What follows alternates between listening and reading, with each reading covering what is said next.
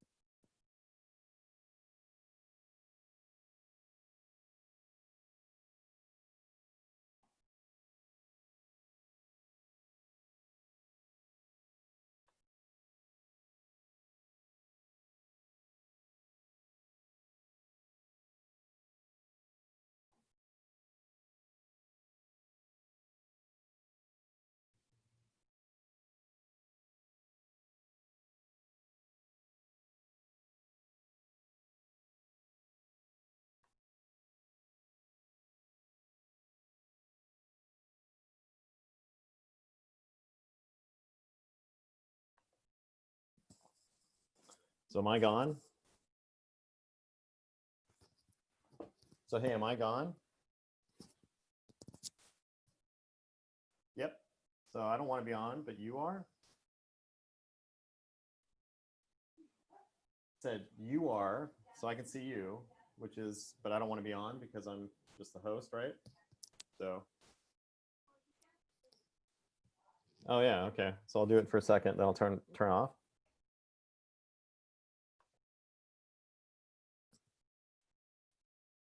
I'm on.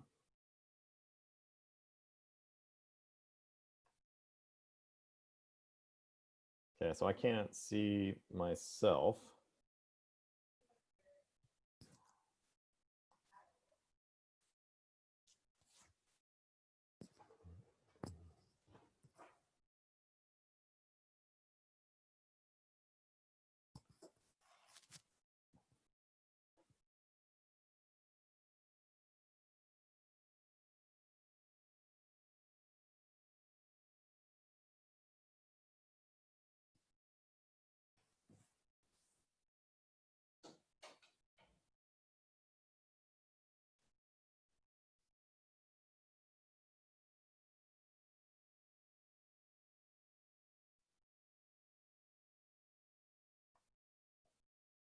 Can you hear me now? I can hear you. Can you hear me? I can. Perfect. Cool.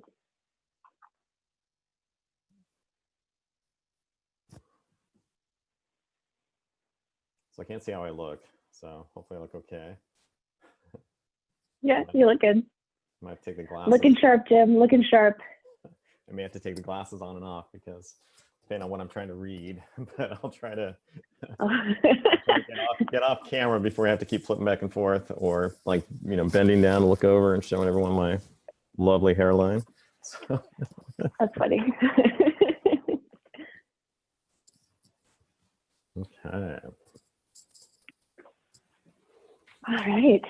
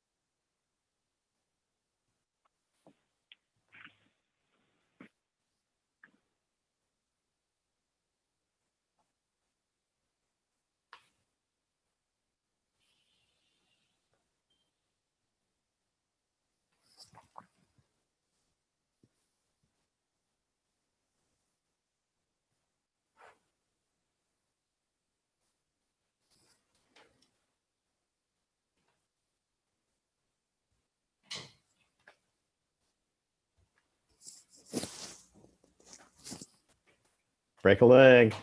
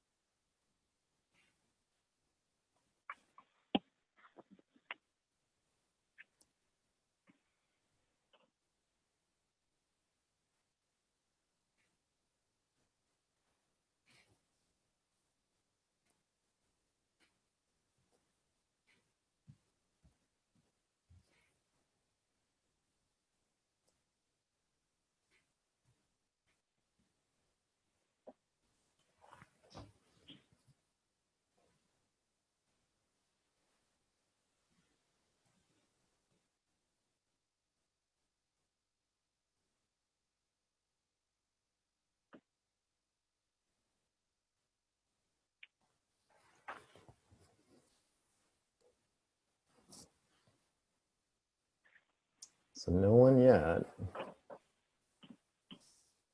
If we stop the recording and then restart the recording, will that show up in our profiles having two separate recordings? Like we could cut all of the time that we've just been sitting here without actually having to edit? I really don't know. I don't see,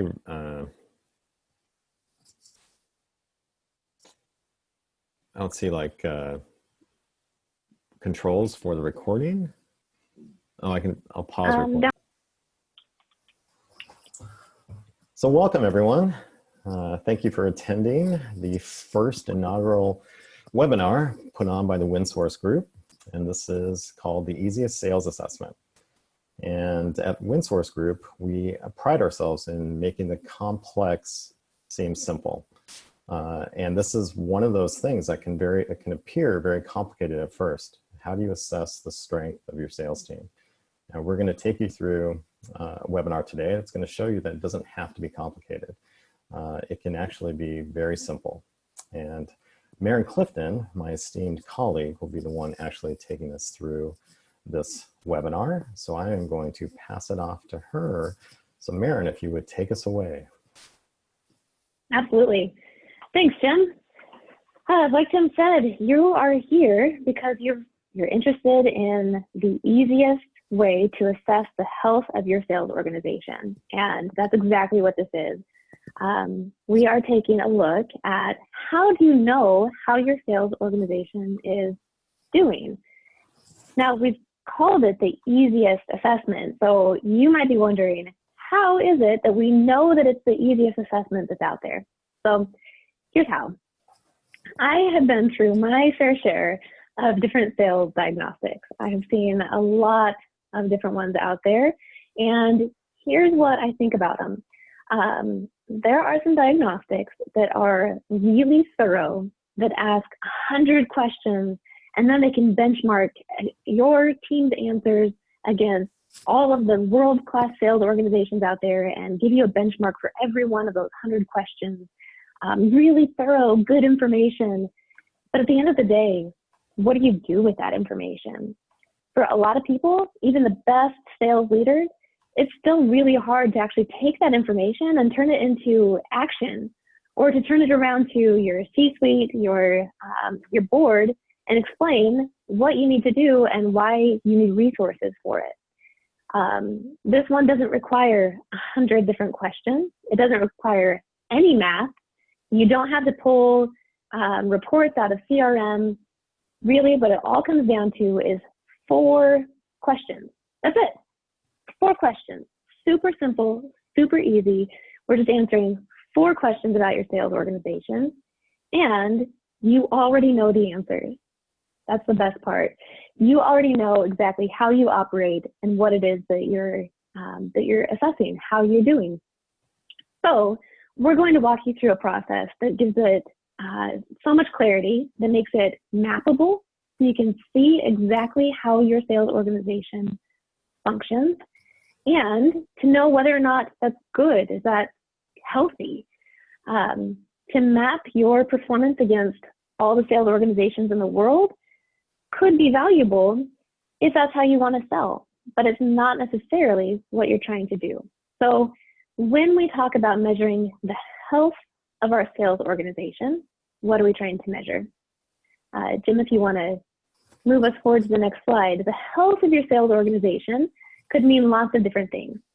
So in short, the model that we're showing you is a visual way to map how you sell and how you want to sell, or how you believe you should sell, whether it's as an individual or as a sales organization.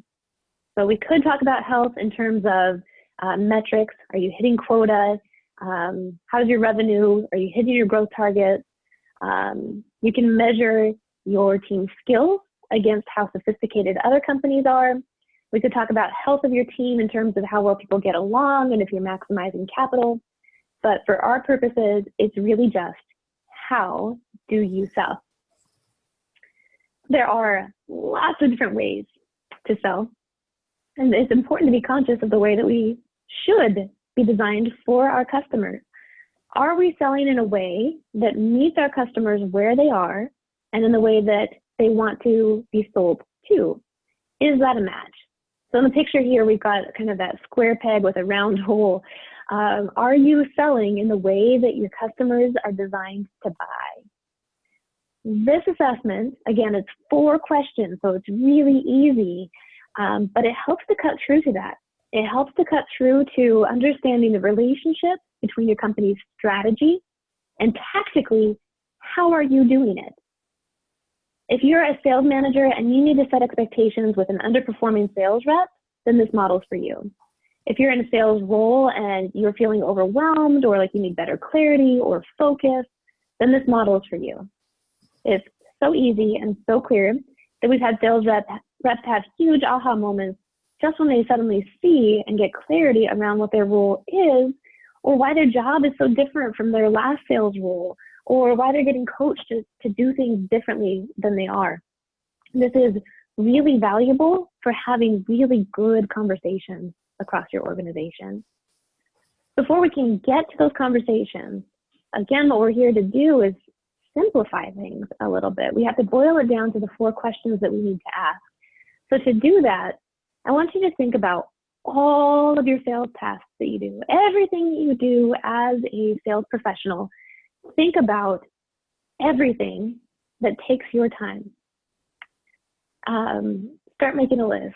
It might be everything from writing proposals to prospecting and making those cold calls to meeting with your clients to working internally. There's lots of different stuff that you do. I actually thought about this a little bit in preparation for this webinar, and we took a little time to write down some different tasks that sales managers and sales professionals do. So here's a few of them for you.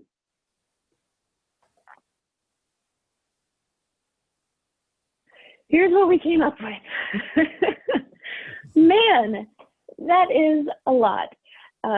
You come in, you have to qualify opportunities, you complete your pre-call planners, you prepare for what that meeting is going to look like, you prepare for doing the presentation, you identify who is on the buying team, If it's a complex sale and you know that there are different people who are influencing the decision-making process, there's just so much that we do as sales professionals. How do you know where to start? And if you're looking at your sales organization and trying to say, what are we good at and where do we need to make some changes, where do you start? Well, we find that it helps to just kind of categorize these. If we put all the different activities into buckets of types of selling work. So there are actually 6 different types of selling work. No matter who you are or what you sell or what company you work for, all the different activities and selling work that we do can be boiled down into these 6 categories. Okay, it's leads and territory management, call management, opportunity management, account management, sales management, and sales planning. So number 5 and number 6 are developing the sales plan and sales management. Those belong specifically to sales managers. Those are sales management functions. So the other 4, we're going to define, and those 4 things, the first 4, leads and territory management, call management, opportunity management, and account management, those 4 buckets serve as the basis for our 4 questions. I'm going to define all of them for you. And before we do focus on those 4, I want to take a few minutes to talk about developing a sales plan and sales management so that we can define what those are. And then we'll jump into, well, what are these 4 categories that we're going to be focusing on? Okay? The sales plan. So sales planning, again, belongs solely to or falls right in the lap of a sales manager. This is the important work that you do and deciding how you're going to do it. In a perfect world, your organization has used data to determine how much growth can be expected in the upcoming year. And then the sales manager uses that data to determine where, like which customers, and by whom, which reps, that revenue will actually come from. So 11% of executives are highly satisfied that strategic planning is a good use of time, which means that 89% of senior leaders aren't getting the value that they need out of their planning process. So by the time planning gets to sales management and you're looking at what you need to have done for the upcoming year, I cannot stress enough how important it is that you have a good plan so that you can show the value to your organization, show the value of how you know what you're going to do and where your revenue is going to be coming from. Look, we could spend a whole day on planning alone. In fact, that's one of the things that we do at WinSource is specifically around planning. It's so important that don't overlook it, and it's important. If you want help with that, let us know. We'd be happy to help you with planning. For right now, let's focus on what sales reps and the heart of sales activities are going to look like. Sales management, again, is another process. This is bucket number 6. Another process or type of work that belongs to sales managers. Again, we don't have time to discuss everything that falls into sales management, like the 2 different types of coaching conversations or how to maximize results through other people. We can cover that another time. Today, let's focus on, again, those 4 buckets. Again, they are account management, opportunity management, call management, and leads and territory management. That's it. Those 4 buckets are the heart of all the selling work that gets done in your organization. Let me define each one of them for you. So leads and territory management is exactly what it sounds like. Where do you get your leads?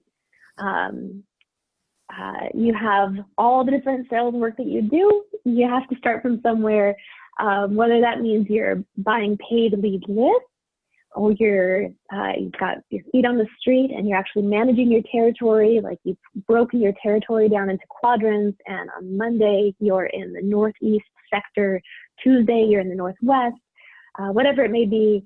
There's good process work that gets done with regard to leads and territory management. Then you actually have your time with your customers. So your call management bucket, this covers everything about the way that you interact with your customers. So some people refer to this as your sales methodology.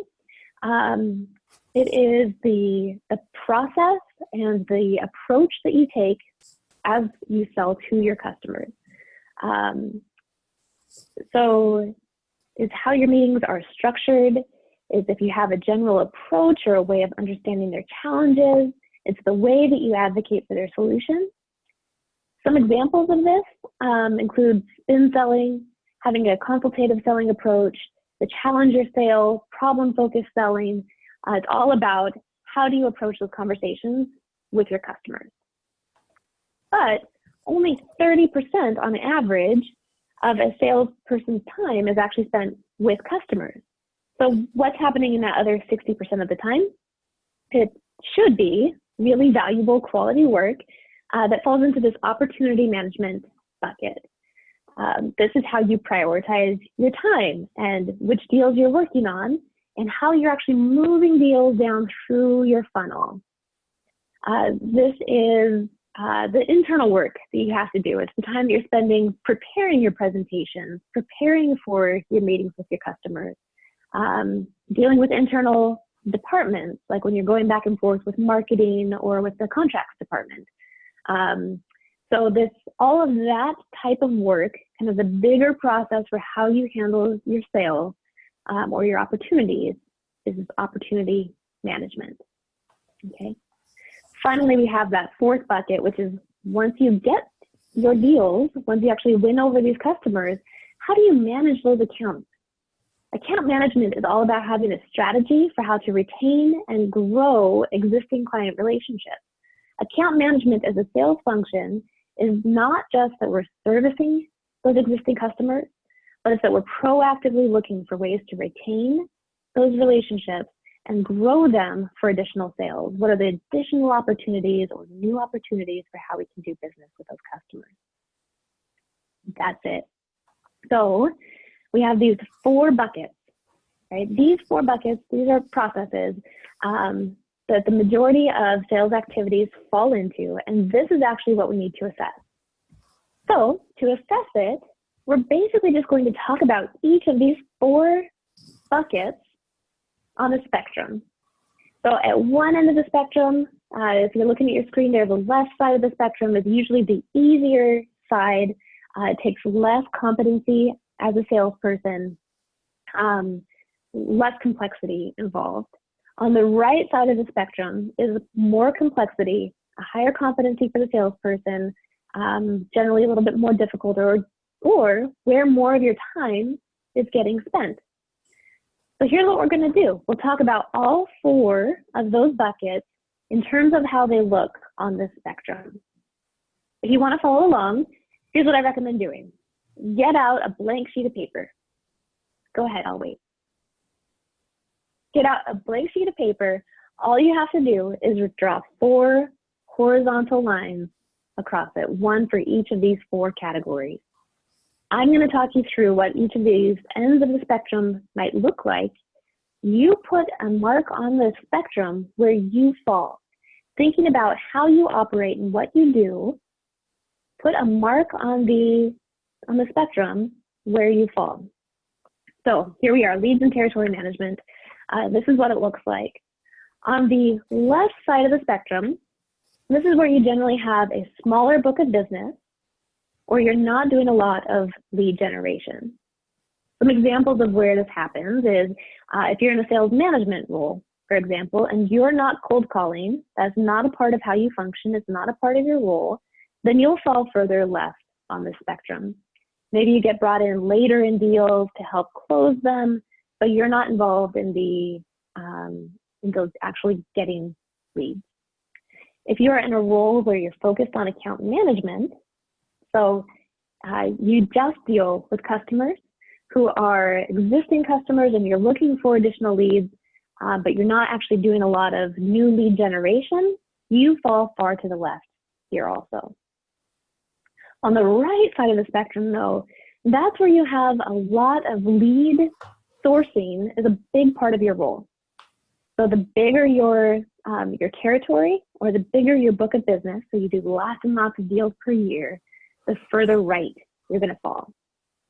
And when that's the case, it's usually an efficiency-driven role, meaning you're trying to cover as many of those leads as possible, as opposed to if you have just a few leads that you need to get, or the smaller number of leads, and you spend more time doing research behind them, getting to know that company before you even reach out to them. That's going to start pushing you down more toward the center. So further right, the more efficiency is important to your function when it comes to lead generation. The number of prospects that you have to prioritize, you have a ton of them, you have a huge lead list, and now you need to actually make decisions about who you're going to call first. When that's the case, you're going to fall further right. Okay? So go ahead and do that on your paper there that you've got out. Just make a mark showing where you think you fall, or where your organization generally falls. So we can approach this a couple different ways. You can be thinking about it personally, like as a sales rep, I'm going to be thinking about my role. You can be thinking about it in terms of, as an organization, this is how our entire sales organization functions. Or you might be thinking about it across different roles. So this red X might be one type of role that you have in your organization, or you might have an X in a different place to signify when you have a different role. We've got two different people who have two different functions in our sales organization, and they fall in different places on this spectrum. Now you're probably starting to see how this can create clarity within an organization in terms of who is responsible for what and how the work gets done and how we want the work to get done. And to be clear, none of them are better than the others. This isn't a value statement. If you're on one end of the spectrum and not the other, that's fine. There's nothing wrong with that. It's not to say that, that that's a bad thing in any way. What it says is, this is how we're designed to operate. This is how my role is designed to meet my customers where they are. Okay, it's not a value statement. It's a matter of design, and are you where you want to be? Okay. All right. Well, hopefully that's clear. Let's talk about the next one. So moving on to call management. The call management spectrum, again, call management is all about the time you actually spend with your customers. So I could refer to this as meeting management, or it's the actual customer interaction part of sales. Okay. So at the left end is where we have more transactional sales. The more transactional your sales process is, the further left you're going to fall. Generally, these sales are not super complex, so the less complex they are, the further to the left of the spectrum you're going to fall. And this is also when you're talking about it in terms of sales is a numbers game, and I just have to make as many calls as possible, then I know that I'm going to win a certain percentage. And when that's how you're focusing your sales organization, you fall further left.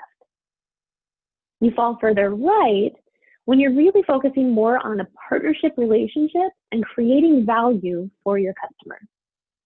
So the more you want to have a partnership with your customer, the more you're coming in and really trying to problem solve for your customer, the further right you're going to fall. Usually, when you are in a solutions-based sales organization, or an organization where the way that you approach sales is that you come in, you do lots of discovery, you ask lots of questions and understand what their business problems are, and then you create a solution that is catered to solving their particular problems. That's what falls further right here. When you do that, it requires a greater competency of your salespeople.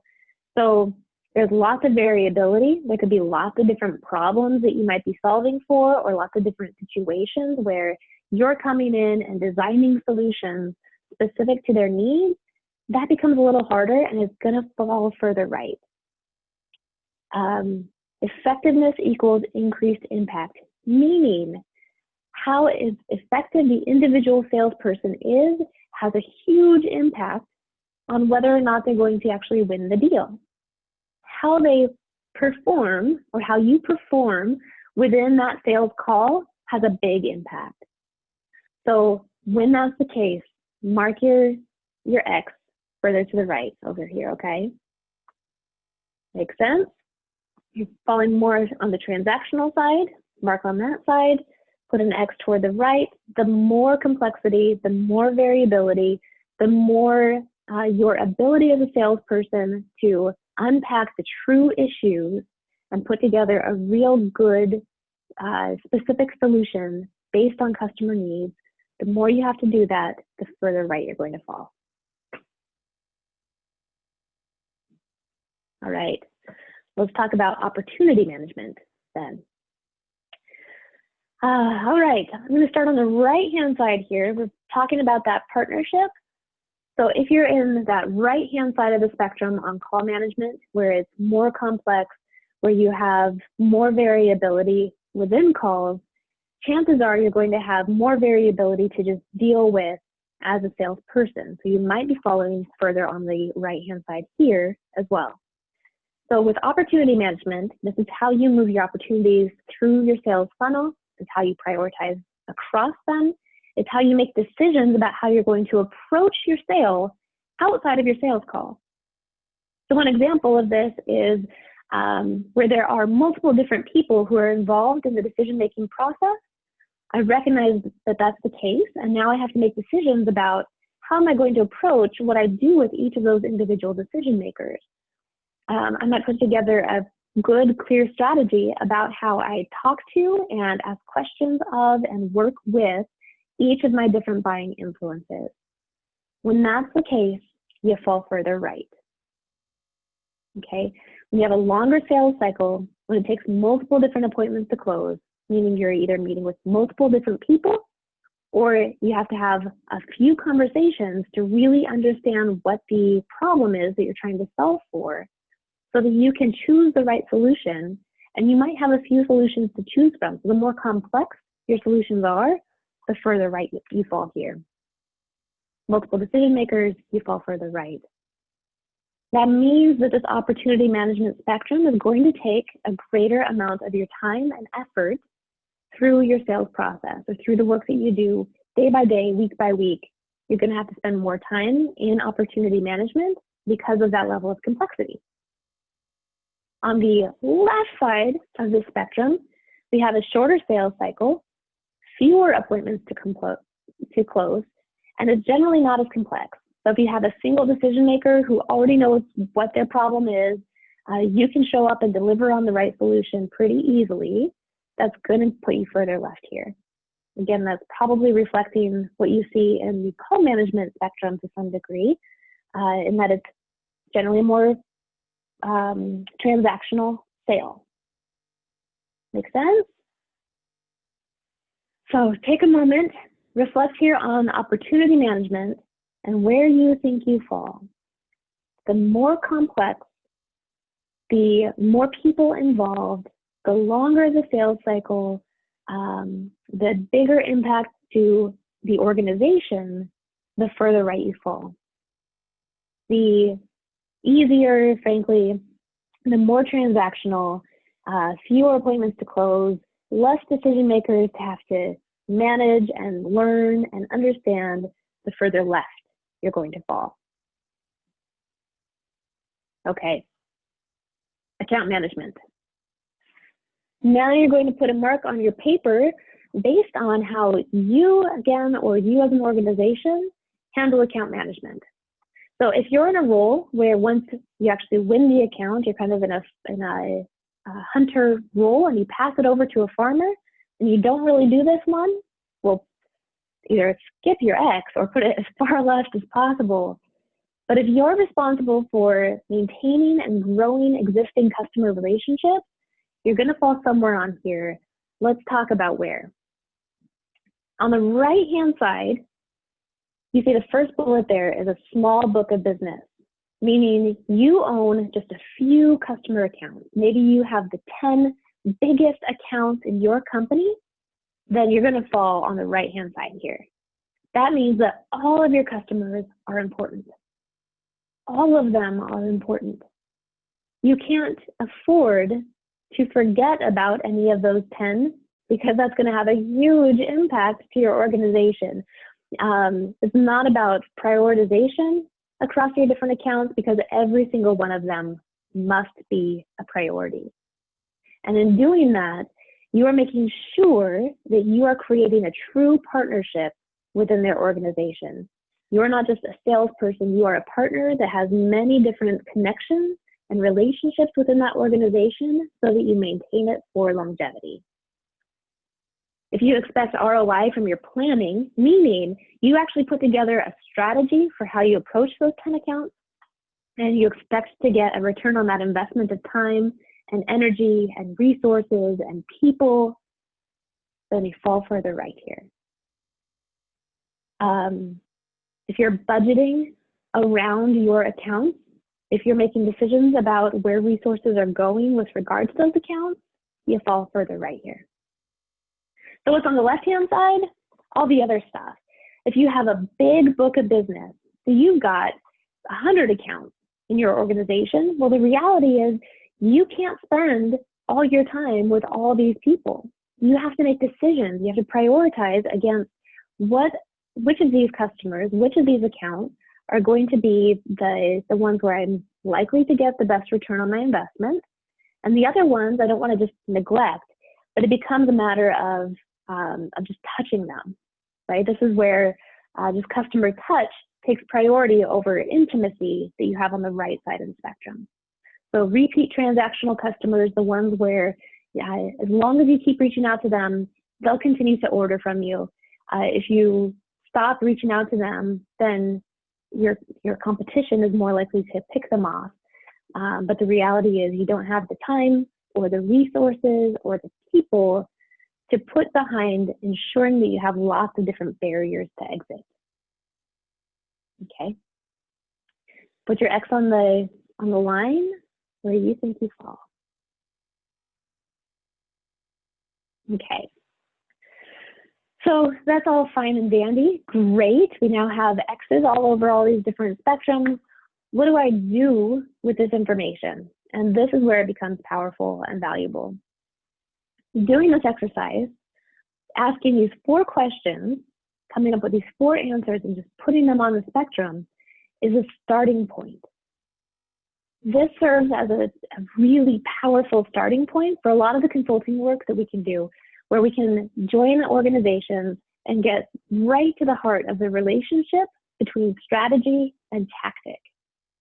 Because what we've just done is we've marked on our paper tactically how work gets done. Okay? But strategically, how do we think work should get done?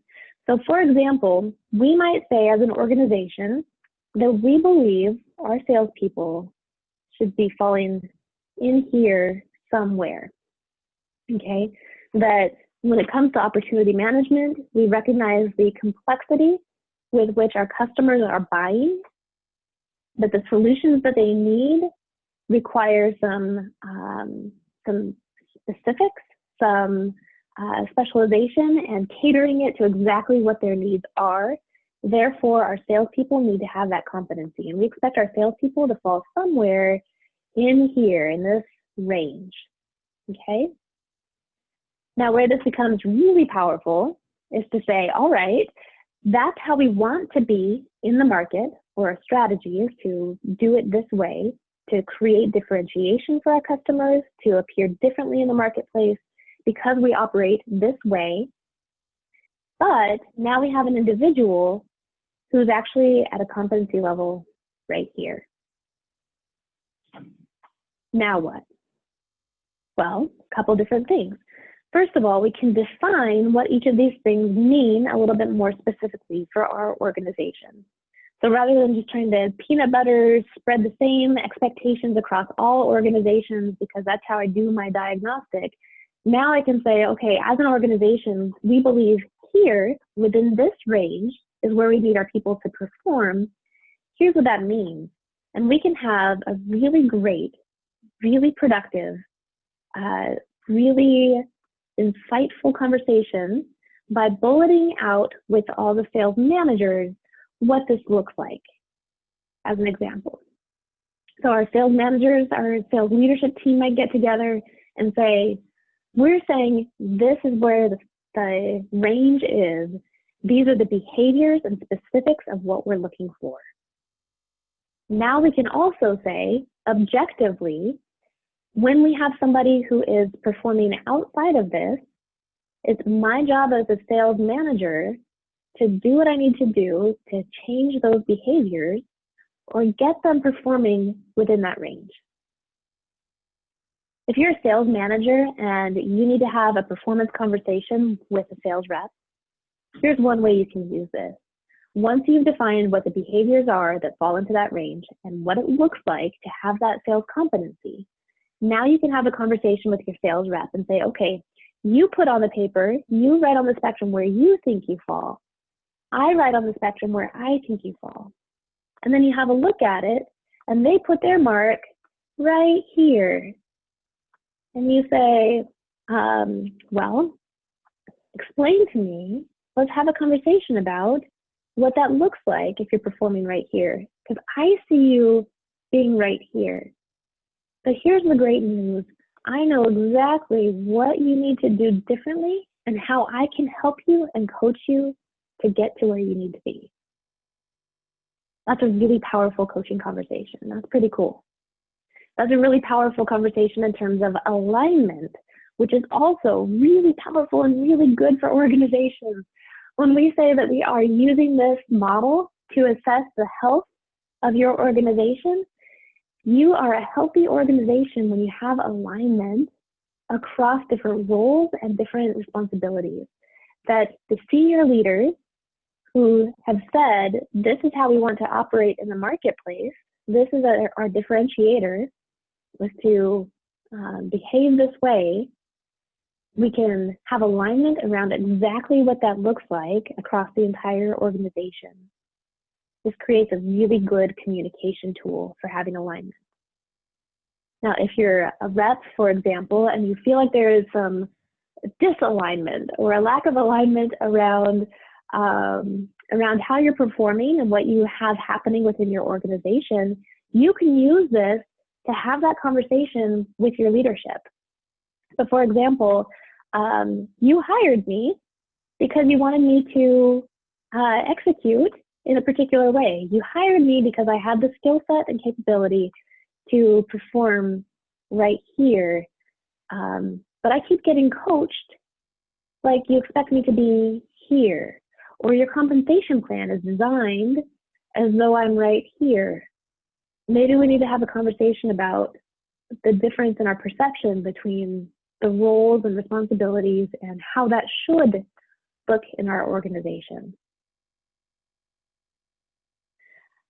This is a really effective tool. It's something that we use at WinSource Group to be able to cut through all of the complexity and challenges that can come with trying to assess your sales organization, because it gives us just 4 easy, visible spectrums to be able to evaluate. So this is all you need to do that yourself. This is all you need. Just 4 lines, and be able to write on those lines how you perceive you A, do operate, or B, should operate, to create that alignment across different roles, across different levels within your organization, to make decisions about where money gets spent and how it should get spent. An example of that is that perhaps you are spending money to train your salespeople to be this good at call management. You want them to come in and have really good conversations where they're unpacking customer needs. But the reality is their buyers, who they're selling to, is right here. Perhaps we have some misalignment around where we're spending our money, or how we're coaching our people, that they're just selling like this, even though we want them to be selling here. Let's create alignment around that. Let's get our resources put to the most important points in our process, or the ways that we sell, that create the differentiation and the experience that our customers need in order to value what we're bringing to the table. That's what this assessment does. So we've covered a lot of ground. That's a lot of information, and it's a really good starting point, but it's exactly that. It is a starting point. So it's up to you to use this information, to do something with it, to make sure that you're getting value out of it. So in order to do that, in order to get value, you have to take action on it. You can take this forward to other people in your organization. You can have those aligning conversations that bring into focus where you are and are not aligned, so that you're not just talking right past each other. That happens all the time where we think we're saying the same things, but we don't have the clarity or visible way of catching when there is that lack of alignment. So you got to choose what to do next with it. How is this information going to be useful for you? Can you take it to your upline manager, for example, to have that conversation about where you want additional support and coaching? Do you take it to your senior leaders within your organization to talk about how you have aligned the way that your salespeople sell in order to deliver on the strategy that they've set for the organization? To show that great alignment and ask for resources, for example. Do you take it to your team of peers to make sure that everyone is really on the same page, that you're really using the same language, and that you're really conceptualizing and understanding how you operate to create value?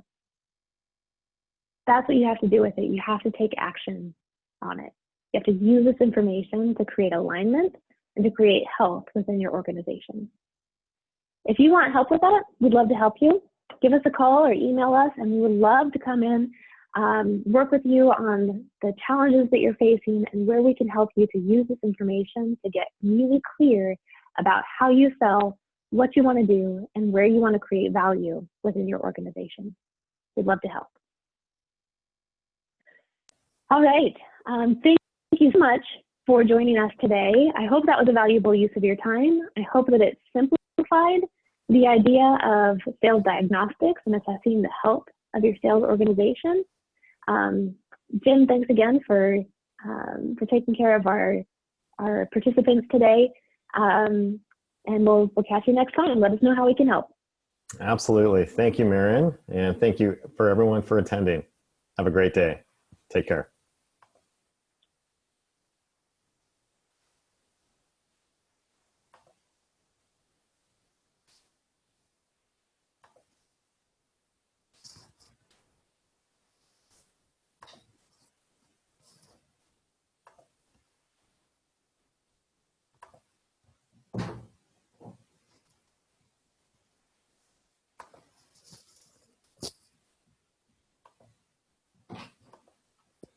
Well, once I was like in the swing, I didn't even look at it.